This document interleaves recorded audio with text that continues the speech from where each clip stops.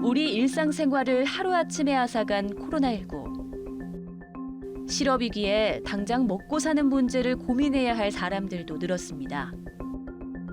하늘길이 막히면서 여행업계 종사자나 관련 업계가 잇따라 문을 닫았고 취업시장 문턱이 더욱 좁아지면서 청년 취업자는 지난 2009년 이후 11년 만에 가장 가파른 감소세에 놓였습니다. 중장년층 자영업자는 잇따라 폐업을 택해야만 했죠. 코로나발 경제 악화의 여파는 우리 사회의 소외계층에게 더 날카롭게 파고들었습니다. 우즈베키스탄에서 온 허 씨도 지난 5월 방문 취업 비자가 만료됐습니다. 코로나19로 항공편이 끊기자 출국이 가능할 때까지 임시로 한국에 머물 수 있는 이른바 출국 유예 조치를 받았습니다. Сейчас временное, как сказать, то работают, то не работают. Но с этой, то, что эта виза сейчас недействительная, не рабочая, работать навряд ли, не везде работает.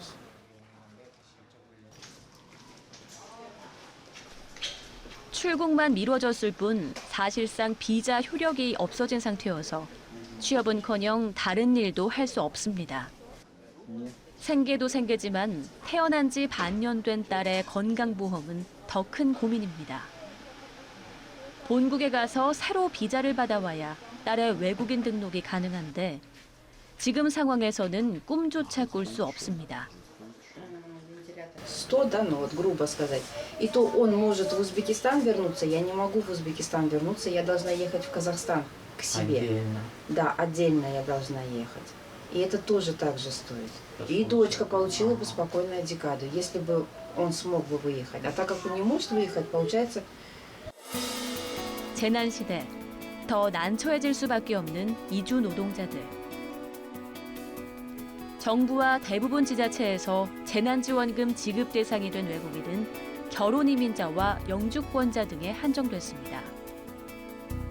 이 가운데 경기도 안산시는 지난 4월 외국인 등록을 한 이주 노동자들에게도 재난지원금을 지급했는데요. 7만 원이라는 많지 않은 금액이었지만 이주 노동자에게도 지원의 폭을 넓힌 건 전국 최초였습니다. Даже когда корона началась в Кенгидо, именно ну, вот в Ансане по 70 тысяч, несмотря иностранец, не иностранец, они выдавали. Здесь вообще лояльно относятся. 보통 교부세의 70%는 외국인들에게 이제 사실 지원하는 거거든요. 사실은 우리 문화와 또 문화와 언어가 잘 통하지 않아서 그런 비용까지 합치면 외국인들은 더 많이 지원해야 되겠지만 그 한편으로서는 여러 가지 약간 그 기준과 조건이 있어서 70%도 사실은 결정하기가 쉽지 않았다.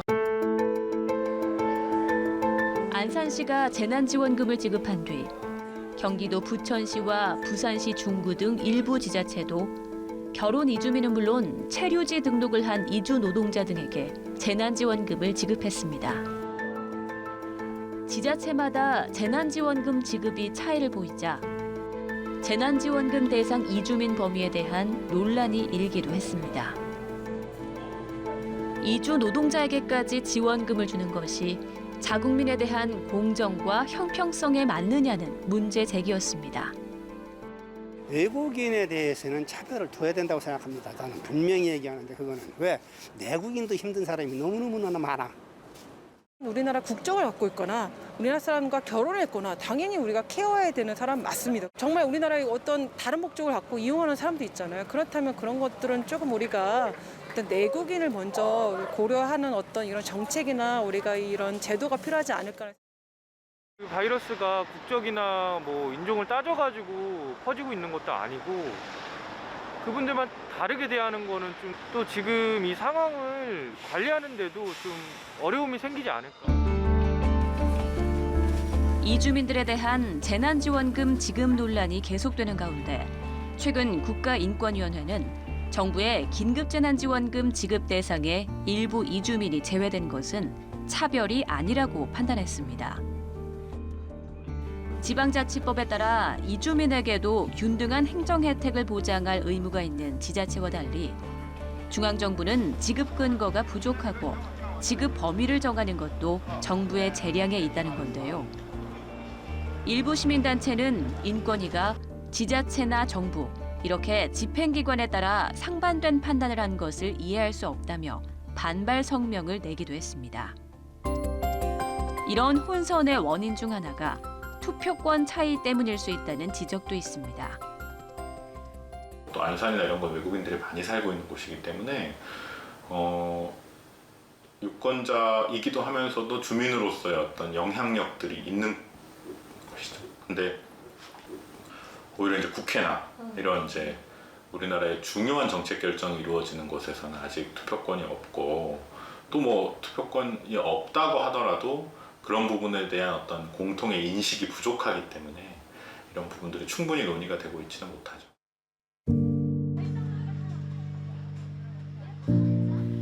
지금 당신이 떠올리는 이웃의 모습은 어떤 얼굴입니까? 이미 우리 사회 곳곳에는 다양한 모습의 이주민 이웃들이 있습니다. 우리는 이들을 다문화라는 이름에 갇혀 다른 인종, 낯선 타인으로 인식했던 건 아닐까요?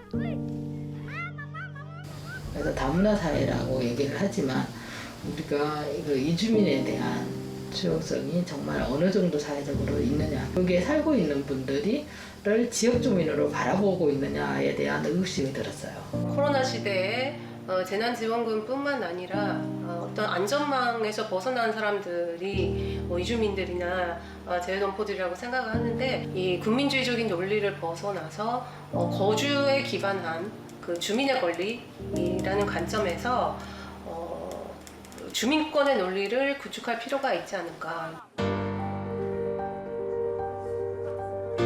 전 세계 모두가 겨우 버텨낸 올 한 해. 하지만 주변엔 우리가 미처 모르고 지나쳤던 사람들이 있었습니다. 재난 상황은 힘들었지만 오롯이 견뎌낸 시간을 통해 앞으로는 또 다른 모습의 코로나 시대 이주민들이 나오지 않도록 우리 함께 돌아봐야 할 때가 아닐까요?